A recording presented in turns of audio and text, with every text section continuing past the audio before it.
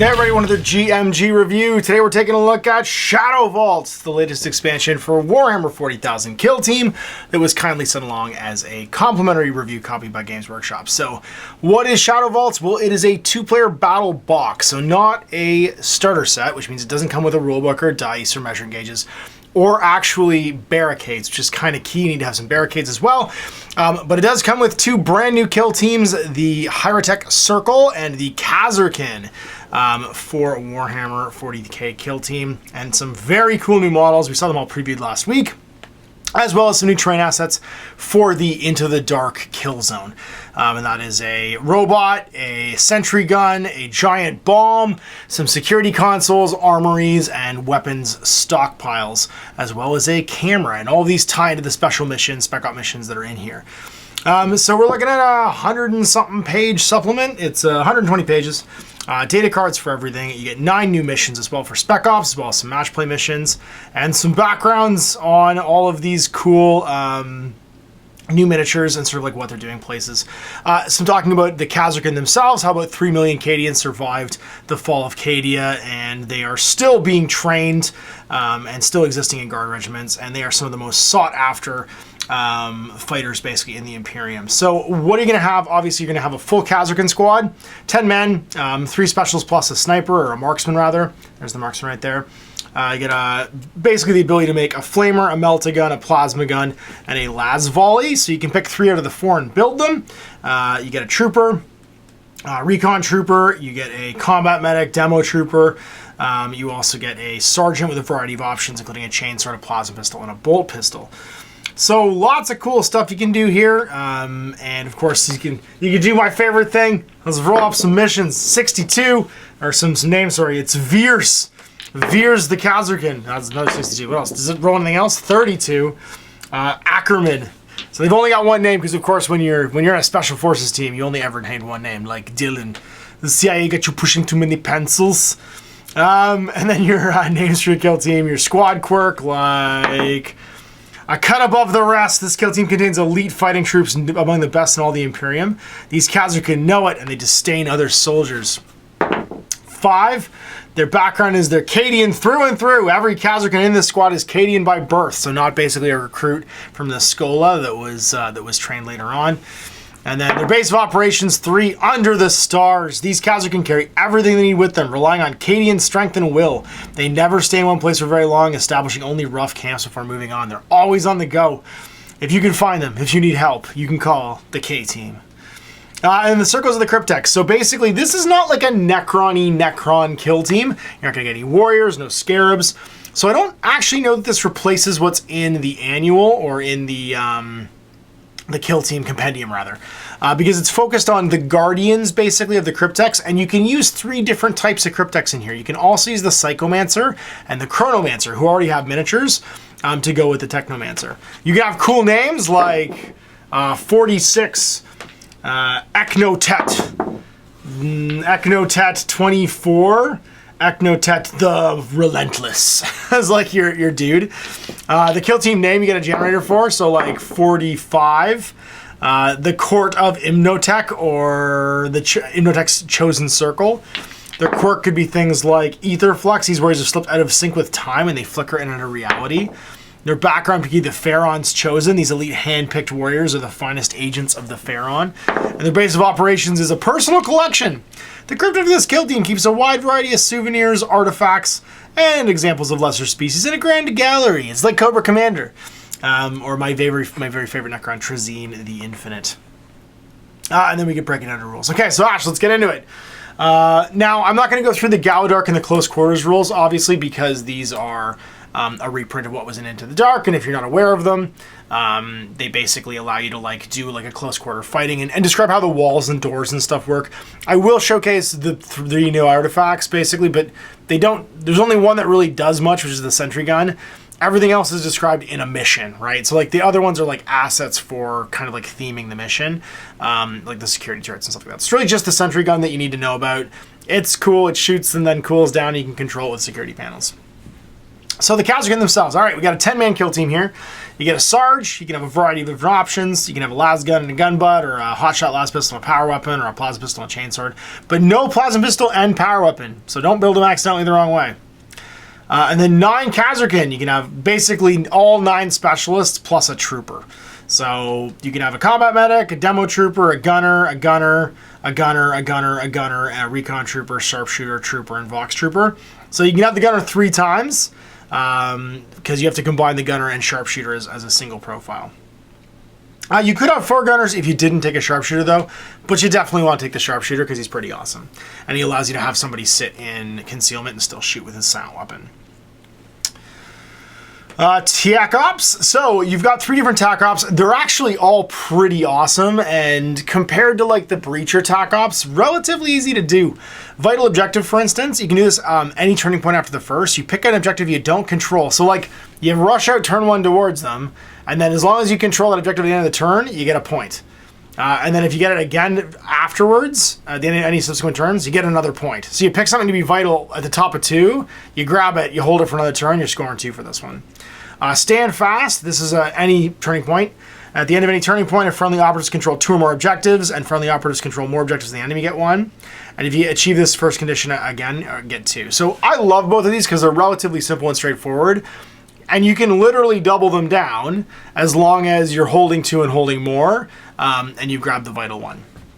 And in Gallowdark, it's actually pretty easy to hold things and keep them because they're typically way out in rooms where, like, if you've taken it, you've taken it. It's hard to redeploy in the Gallowdark.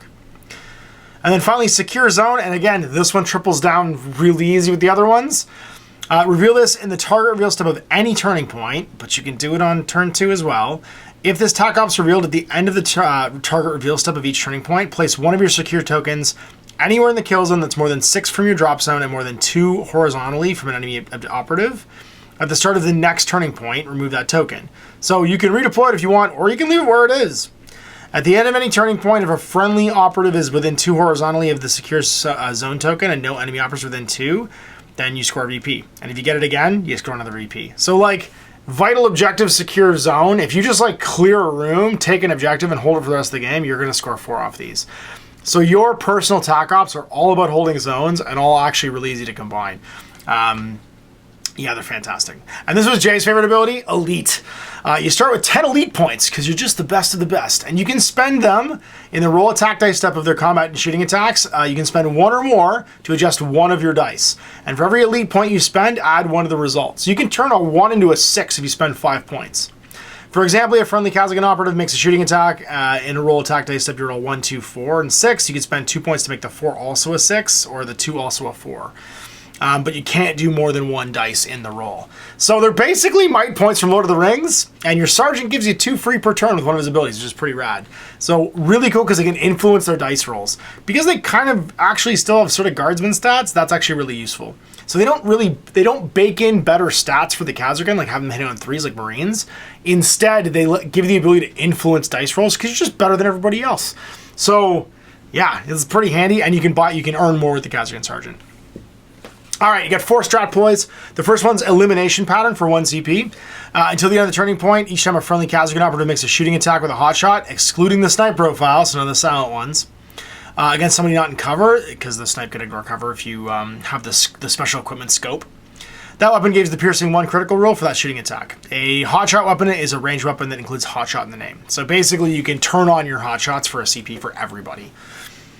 Safeguard, until the end of the turning point, each time a shooting attack is made against a friendly Kasrkin operative, if it is in cover, you can reroll any or all defense dice of 1. So you can basically go all attack, go all defense, or even if you got the CPs, do it twice. Clearance Sweep, place one of your clearance sweep tokens anywhere in the kill zone each time a shooting attack is made by a friendly Kasrkin operative within 2 horizontally, against a target within 2 horizontally of that target. In the roll attack dice step of the shooting attack, you can spend 1 elite point for free during that shooting attack. So for 1 CP, basically make a bubble of guys you're trying to kill, and then you get free dice influence against it.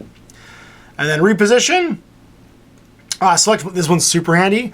Select one because it happens in the strategic ploy phase. Select 1 friendly Kasrkin operative more than blue from the enemy.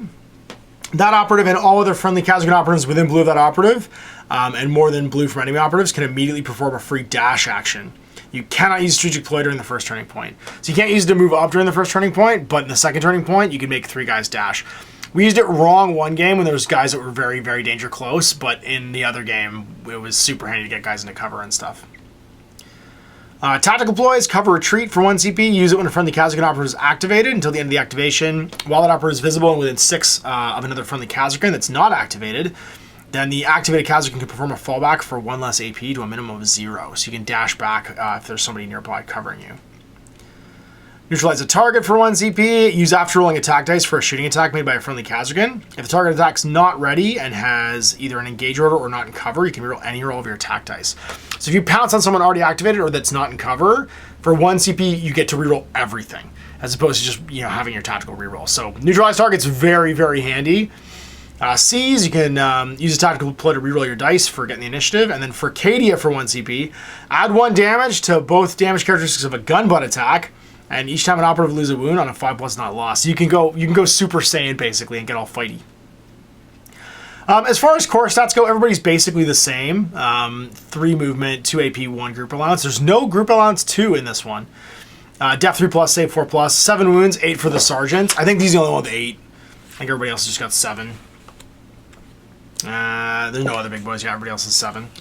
And then the hotshot las guns are the same across everybody. Like, the weapon profiles are the same as all the other Imperial weapon profiles. There's nothing really different. So your Kasrkin gives you 2 elite points in your pool at your strategy phase. Medic ability is the same as all other medics. If someone dies within 3 of you or blue, you can make a check basically to bring them back, and then they dash towards you so you can heal them later. And then combat stims is a 2d3 medic. Your demo trooper can drop a melt-a-mine. This thing's insane. For 1 AP, you can drop it within black of yourself. And then proximity, each time an enemy operative moves within white of the operative's Melt-a-Mine token, make a shooting attack against each enemy operative in blue. So basically you just plant it in a big group of guys, and as soon as somebody moves, like, they can get away, but then if there's a bunch more people there, they get blasted with the Melt-a-Mine, and it's 4 dice, 2+, 4/2, AP2, proximity, and mortal wounds 3. It just shreds people. He's also got a las pistol and a mine. The las guns and las pistols, the hot shots are basically the same as the Tempest to Scion ones, but they're damage 3/4, 4 shots on 4+ for the pistols and the guns, short range for the pistols. But then because they're all hot shot, they can activate the hot shot ability too and be piercing 1. Gunners, again, same Imperial weaponry profile, so I'm not going to get too into it. The Recon Trooper, he can reconnoiter the kill zone. In the scouting step, after resolving your selection, you can resolve an additional recon option, even if you've already selected that option. And initiative is still determined by the original selection. If both players have this, then the defender resolves it first. You get a double recon, which I forgot about that in our first game. Then he has a Warden Aspect. Select 1 friendly operative until the end of your turning point. Each time a friendly Kasrkin operative makes a shooting attack against that enemy operative, the range weapon that friendly operative is equipped with gains the no cover special rule, which can be super handy. So you basically can scan somebody. Your Sharpshooter, multi-shots for the Hotshot Marksman Rifle, so you can Sharpshoot, which is 4 dice, 3+, 3/4, but make it heavy, silent, mortal wound 3, 4 shots on 2s if he aims, if he snipes. And then his Camo Cloak lets him retain an additional die for cover. Kasrkin Troopers, Elite Trooper, each time this operative makes a shooting attack, you can spend 1 elite point for free, so the Trooper gets an extra free point. Even if you don't have any in your pool. So it's actually kind of cool to take the basic dude. The basic guy gets free points of elite points. Your Vox Trooper gets Battle Comms, 1 AP, give somebody else an additional APL, and he can perform this action twice during his activation, but not on the same trooper and not if they're within engagement range of somebody else. So your Vox Trooper hands out tons of actions. And it's anybody in the kill zone. No line of sight, no range. Just 3 action dudes. As long as that guy just sits there like camping an objective or something like that. All right, equipment-wise, you can buy a foregrip for 1 EP. Basically, each time this operative performs an Overwatch action, you don't worsen their ballistic skill. That's amazing for their hotshot weapons. But it doesn't work on things like melting guns and plasma guns, so no getting crazy with that. Long-range scope, each time you shoot somebody outside of red, if the roll attack dice step, you can retain any critical hits, then this weapon gains no cover. So if you get any crits, you get no cover. Adrenaline shot, once per game, you can ignore any and all APL mods. So basically you don't heal, but you can ignore the negative modifiers. Frag grenade's a frag grenade, crack grenade's a crack grenade, decoy grenade. Select a point in the kill zone within red of the operative and roll a d6 for each operative within 2, subtracting 1 for each of the operatives that's not visible to this operative, if they're not visible to that operative. On a 4+ until the end of the turning point, they can't perform guard or overwatch. So you can distract people. And this operative can only perform this action once and can't perform it while in engagement range with the enemy operative. So you like pocket sand. And then you can get a stun grade, same as the old Imperial ones. Cool extra spec op rules, some extra battle honors like Vengeful. If you don't have the Imperium keyword before rolling your attack dice, retain one as a successful hit without rolling it. So basically your guy can just be like, he hates all the other people that aren't Imperiums or Imperials. Independent equipment. Before the battle, when selecting equipment, you can select one item of equipment for 1 point less to a minimum of 0. I really like the independent equipage. And you get some rares like plasteel armor enhancements. Each time a shooting attack is made against this operative in the resolve hit step, each time you attack dice would inflict critical damage as normal damage instead. That's amazing. The Emperor's Light. Your hotshot lasgun just becomes AP 1 because it's an awesome lasgun. And then like Mission Command, which is a great strategic asset. Jay took this one, get D3 extra lead points at the start of the game. Field Recovery Unit, you get to roll 2d6, pick the highest for your recovery tests, stuff like that. All right, now the Heirotek Circule kill team. This one's interesting because you can't really translate this one into 40k. It's a 8-person kill team, a Cryptek, and it's either a Chronomancer, which can have an Aeon Stave or an Entropic Lance, a Psychomancer, a Technomancer, which is what the box comes with. So you have 3 leader options, which is kind of cool, and they're all kind of different. And then you always get an Accelerator and a Reanimator Plasma Sight, and then 5 Heirotek Circule. And it's selected from the Apprentice, who you're always going to want to take, a Deathmark, a Despotek, who you're always going to want to take as well because he's a better Immortal, and then any number of Immortal Guardians who are armed with either a Gauss Blaster or a Tesla Carbine. So you only get 8 guys, and because it's kind of like a dog's breakfast of dudes, you can't really make a 40k unit out of it.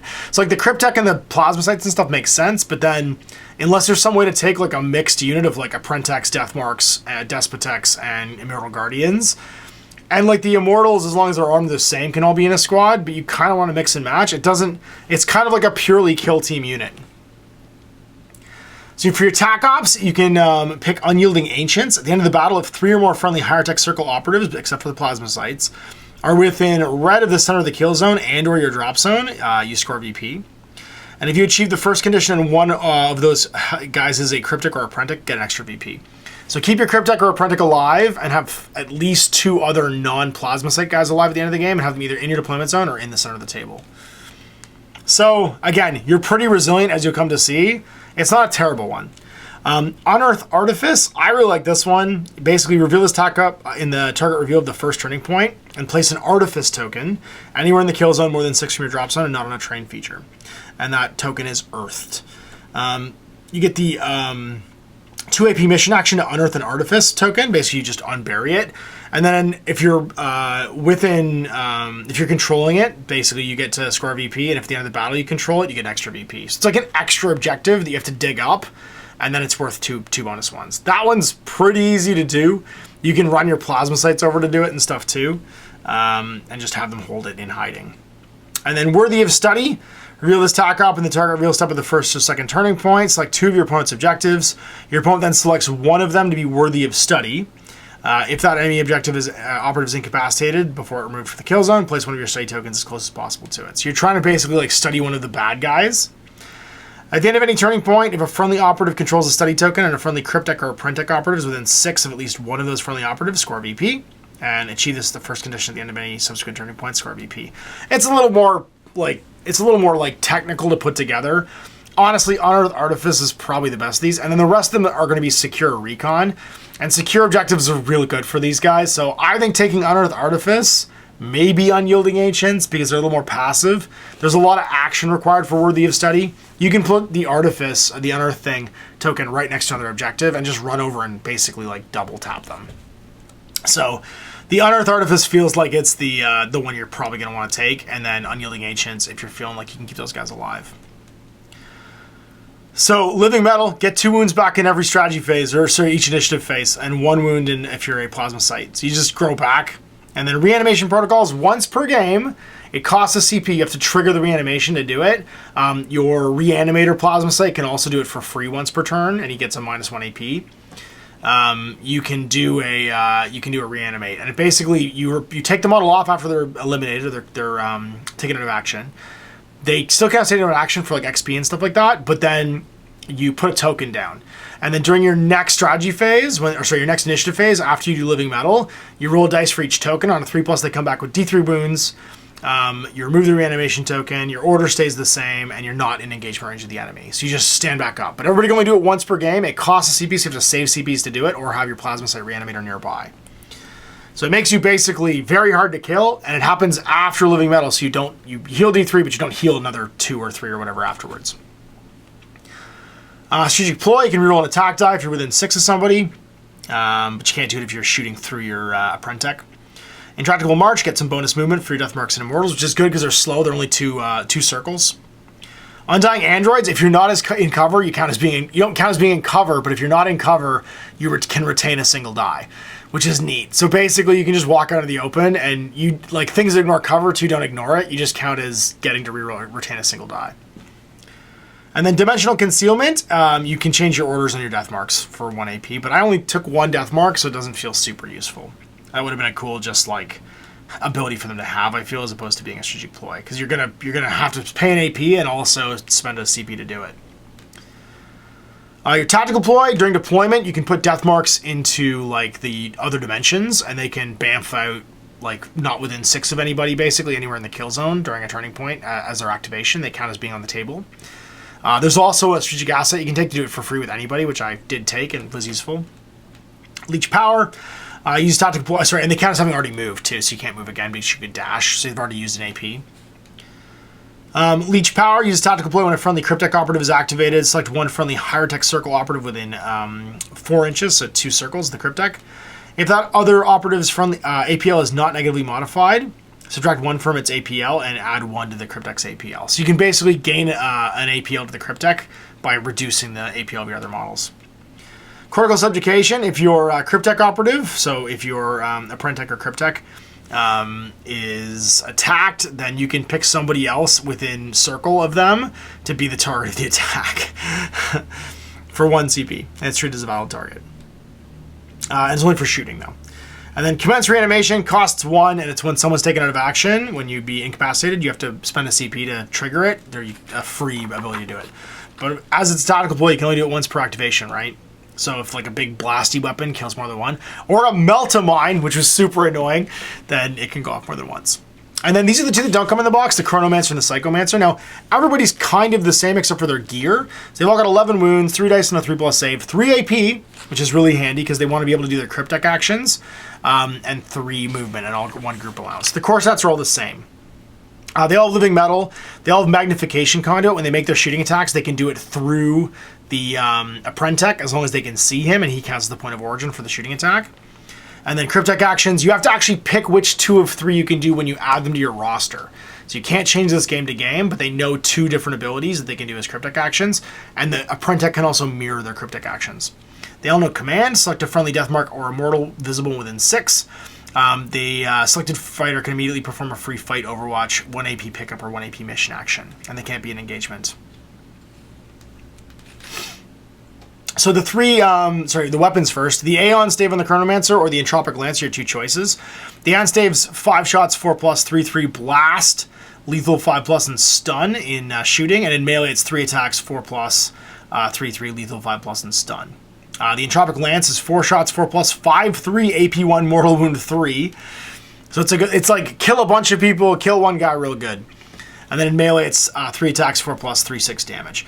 Now, one thing I've noticed is the plasma sites, when you're not doing anything with them, real good at getting these guys bonuses to hit. So you can run them into melee and then use that to up your ballistic skill, weapon skill. Because hitting on force kind of sucks for the Chronomancer in melee, but if you can chuck in a friend, basically, it gets a lot easier to start stabbing people.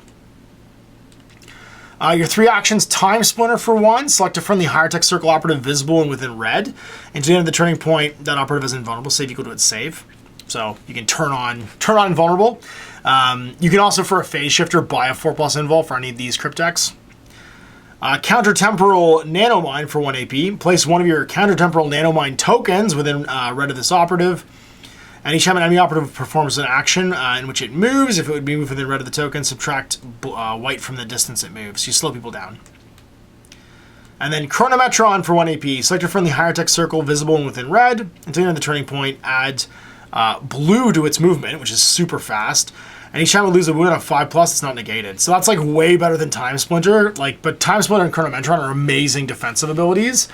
Take a 3+ invul save, and then also add in blue to their movement. And remember, if you want to do one with this guy, the Cryptek can do another one. But each one can only be done once per turn. And then Psychomancer, this is the other one that you'd have to buy separately. Same core stats as Abyssal Lance is 5 shots, 4+, 2/2, AP2, Blast, Splash 1. So big splashy splash of damage, potentially. That's AP2. So only hits on 4s though. That's the problem. If it hit on like 3s or 2s, if it was like a flamer, it'd probably be better. And then it's in melee, 3 attacks, 4+, 2/3 damage, and reap 3. So it's 3 mortal wounds if you get a crit. If you actually resolve a crit. Same magnification conduit, so shoot through the Apprentech and Cryptek actions, same command. And then his actions are Conjure Trauma. Until the end of the turning point, select an enemy operative that's visible and they count as being injured, and ignore any rules that say they can't be injured. Nightmare Shroud, Cryptek action until the end of the turning point. Each time an enemy operative within red of this operative fights in combat or makes a shooting attack. In the roll attack dice step of the shooting attack, your opponent cannot reroll their attack dice and can't retain attack dice as critical hits. They have to be normal hits instead. So all their crits count as normal, and they can't reroll anything. And then finally, he's like a debuff guy. So it's like defensive buffs, this is debuff guy. Harbinger of Despair for 1, and we're only going to get to pick 2 of these. Select a point in the kill zone visible to the operative, and then that's the intended target. As a token, that token can be placed flat upon, so like floors or vantage points. Place one of your Despair tokens on that point. Each time an enemy operative perform a pickup or mission action within circle of that token, 1 additional action point must be subtracted from that enemy operative to perform the action. So it costs 2 AP basically. In addition, when determining control of an objective marker, that token is within circle of the treated enemy operatives or -1 AP. So you can also reduce the AP of people holding zones. And it's not a modifier, so you can't use things to ignore your AP modifiers. And then the Technomancer is the one that comes in the box. Again, same core stats. His Staff of Light is 6 shots, 4+, 3/4 AP1. So it's pretty reliable, but it's a kill 1 guy ability. And then 3 attacks, 4+, 3/5 damage, and lethal 5+ in melee. So he's kind of the in-between. And then all of his actions are about fixing people or making people better. And he has 4 instead of 3 that he can do. He can repair to give people 2d3 wounds back, or D3 if they've just come back from being reanimated. A Nanoscarab Repair Swarm means that everybody on the table cannot be injured, so they don't count as being injured. In addition, during the ready operative step at the next turning point, when they would heal from living metal, they gain additional wound back. And are reanimated with an additional wound remaining. So they come back with an extra wound when they do their D3. I actually missed that part in my game. Rites of Reanimation, Cryptek action until the end of the turning point. This operative gains the following ability. So once in this turning point, when another friendly Heirotek Circle would be incapacitated, if it's visible within red, then they can attempt reanimation. So basically, a free CP ability within circle of this guy, which is what the Reanimator does. Now, the Plasmacytes are both the same core stats, 3 movement, 2 AP, 1 group allowance, def 2, 5+ save, and 5 wounds. So they're really easy to kill. They're kind of like the Cat and the Servo Skull, the Geist Skull from the Breachers. They have Sparks in shooting, so they get a 4-shot, 4+, 2/3 damage, range 3-inch, so it's blue attack. And then Claws in melee, 3 attacks, 5+, 1/2 damage. So they're just not fighting. Don't waste their AP for that. They have Living Metal. Now, the Accelerator has Scuttle. When they have a conceal order, they always have a conceal order, even if you're above them. They fall back for 1 less AP, and they can't have equipment. And then unique actions, they can accelerate for 1 AP. A Death Marker or Immortal can gain an additional APL. And then Plasmacyte Reanimator, he's gonna actually miss that. I think in one game I gave my boss an extra AP because I forgot that it was Death Marks or Immortals, and the Crypteks don't count. And then the Reanimator, same core stats, and then he's got Reanimation Beam. The first time, once during a turning point, when someone would be incapacitated within red of him, then he gets -1 APL, but that person can attempt reanimation because he goes and fixes them. And he's also got Scuttler. The Apprentech, he's basically an Immortal, so 3+ save, def 3, 10 wounds. They've all got the same core stats. But he's got 3 movement, which makes him a little bit faster. His Arcane Conduits, 4 shots, 4+, 3/4, and AP1. So it's like a baby Staff of Light. And then in melee, it's 3 attacks, 4+, 3/5 damage. He's got Living Metal, Magnification Conduits, what lets the other Cryptek shoot through him. And then Apprentech Assistance for 1 AP. Perform a free Cryptek action with your operative that a friendly Cryptek operative in your kill team has gained, but is not performed. So he has to do one that the guy hasn't done already. And then Death Marks, he's got a Synaptic Disruptor. Same as the Immortals, so 2 movement, 2 AP, 1 group allowance, def 3, 3+ save, and 10 wounds. His Synaptic Disintegrator is heavy AP1 mortal wound 1, but it's 4 shots on 2s for 4 damage. And then his fists are 3 attacks, 3+3, 4 damage, and living metal. The Deskbox, the exact same as the Immortals, except he can do the demand action, but he's got a blaster and a carbine as his 2 options. The blaster's 4 shots, 3+4, 5 damage, and AP1. And the carbine's 5 shots, 3+3, 3 damage, and splash 1 if you get crits. Bayonet's the same as the Deathmarks. Living metal, and he can demand. Select one friendly Deathmark or Immortal operative, visible and within red. Once during this turning point, when the selected operative is fighting in combat, making a shooting attack, or a shooting attack is being made against it, you can use command rerolls without using command points. I really don't know how worth it that is. Just like getting a free command reroll for a whole AP. Unless he's like just sitting still and shooting, it's not super worth it because he's so low on his APL. And he's slow too. Immortal Guardians are the exact same as the Despotek, just no extra unique action. So same core stats. And then your equipment choices, the Phase Oculars, for Deathmarks only for 2 equipment points. You gain the action select an enemy operative until the end of the turning point each time this operative makes a shooting attack with a Synaptic Disintegrator against the enemy operative. At the end of the roll attack dice step of the shooting attack. If you didn't retain any crits, you can retain one of your successes as a crit instead. And it also resolves mortal wounds accordingly. For 2, you can give any Immortal a Hyperphase Blade, but not a Deathmark. It gives their Bayonet lethal 5+. And then a Tesla Weave. Each time an enemy operative finishes a charge action with an engagement of this operative, roll 3d6 for every 5+ to take a mortal wound. So you're basically crackling it on fire. They each cost 2 equipment points. And then an Arc Shock Projector for an Immortal with a Tesla Carbine. Each time this operative makes a shooting attack with a Tesla Carbine, it splashes within blue instead of white. The Phase Shifter gives your Cryptek a 4+ invul, and then Devour Nanoscarabs are like a grenade. So it's range, red, indirect, lethal 5+, unlimited. 4 shots, 3+3, 4 damage, but lethal 5+. And then Quantum Reanimites. This one's amazing. While a friendly Heirotek circles within blue of the operative, each time this operative loses a wound as a result of a mortal wound, on a 4+, the wound's not lost. Great against Meltaguns.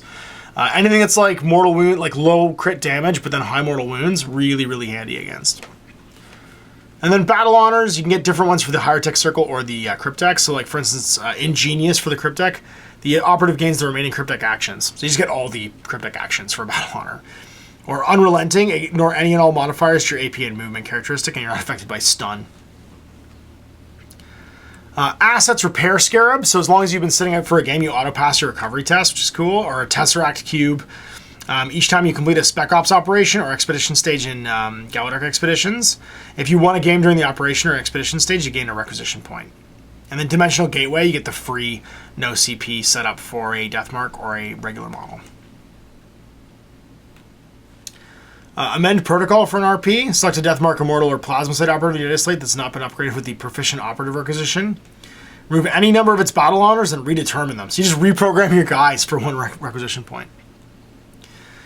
And then it's the Gallowdark special rules, same as in Into the Dark. There's no special rules really for this stuff because it's all just based on the mission you're playing. The bombs, weapon lockers, security panels and cameras, or the small equipment pile. And the sentry turret. So automated fire, basically what happens is this guy activates in between activations and he shoots the closest thing he can see. In most missions, you can use the security panel to make it so that you can't be targeted by him. So like it'll turn to your side basically, and then it shoots you at 5 shots, 5+, 4, 5, piercing 1 with Relentless. So it gets to reroll as well. We've actually missed the Relentless thing. It was not as terrifying as that because we actually missed the Relentless in our first game. But yeah, it's only hitting on 5s, but you get to reroll. And then after it fires, roll 2d6, and that's how many activations between it going and cooling down, and then it gets to go again. So it goes after one of your operatives goes. It shoots the closest thing with that profile, and then 2d6 activations later, it cools down. And yeah, it just keeps going. And it doesn't, like, the cooldown doesn't stop in between rounds. You just keep counting the cooldown down until it goes again. That's the total number of activations until it keeps shooting. The robots and the 2 different forms it can take, the Haulage or the Breacher. It has pre-programming, so this train feature is commanded by a player. And once during each firefight phase, if it hasn't been activated during the turn point, it can be activated by the commanding player instead of activating a friendly model. It can't have a conceal order, and during its activation, it can fall back normal move, but cannot jump, climb, or traverse. So basically, it's like you move it around kind of like the cat, and it usually is part of the mission to give it to go somewhere. And then if it can breach or haul, it depends. Usually it's carrying a bomb if it's hauling. Usually if it's breaching, it has a rule for breaking open walls or doors. And it's dictated by the mission what it can do. But the idea is that if you control it, you can move around it. And when making shooting attacks against this terrain feature, draw cover lines for every part of the miniature. It has a defense save of 3 and a defense characteristic of 3 and a 3+ save. It has a characteristic of 15 wounds, and if it goes to 0 or less, it's changed to dormant. It just becomes a terrain feature. So you can attack and kill it, but you cannot attack and kill the sentry gun, which is interesting. And then in close quarters, you can still guard and go on guard and stuff like that, and do a hatchway fight. And that's it. And then it's into the missions. And actually, into the missions. You get your Killzone key, but, and this is the greatest part of this whole book, because I was taking pictures of the key in the last book to set things up, it actually folds out at the back. And so when you get to your missions and you have to do the mission setup, you don't have to flip back and forth. You can actually see the key and the mission set up at the same time. And that right there is the greatest part about this entire book. Oh my gosh. It's a tiny thing, but it's like a learning point thing, and it makes setting up the table so nice and easy. You get 9 missions. Wow, so much easier than it was previously. 9 missions, and then also your match play missions. And I'm not going to go too far through those because obviously they're fun and different, and they're part of the sort of like the narrative experience of the game. You get a sort of bespoke data plate for each of them, the Heirotek and the Kasrkin, and data cards as well. And that's it. So there you go. Killzone Shadowvaults, using the Gallowdark terrain sets. I will say that so far, having played through these, I really like the cooldown format for the sentry gun, even though we missed how insanely deadly it can be with Relentless. And the straightforwardness of the 2 kill teams and how evenly kind of matched they feel has been really good so far. We're really enjoying playing them, and you get to see the first game today. So big thanks for watching. We'll see you for more GMG reviews in the future. Until next time, Ash, have a game. Hey there, I hope you enjoyed that video. There are tons of other games already recorded for you to watch. Click over to my channel page if you haven't already, and have a look through the dozens of playlists full of videos. I guarantee you'll discover a game you haven't seen played before. I put out new videos 7 days a week, and every day is themed to a different genre as I continue to explore the wider world of gaming. Of course, none of that's possible without you, the viewer, so click a like and subscribe if you'd like to stay on top of what's happening here daily. My 2 kids and I are massively grateful to be able to have the flexibility of this job so I can always maximize my time with them. If you want to support me continuing to put out this content, it's only possible because of my amazing backers on Patreon who support the studio, equipment, and model cost, as well as being how I make the bulk of my living. You can also help out by buying a t-shirt through Spreadshirt, a measuring gauge or widget from Death Ray Designs, or buying one of my games and supplements like Last Days, Gamma Wolves, and Blaster. As a way of showing my appreciation, patrons get early access to new games and supplements that I write throughout the course of the year. Huge thanks for watching, it really does help out, and happy gaming.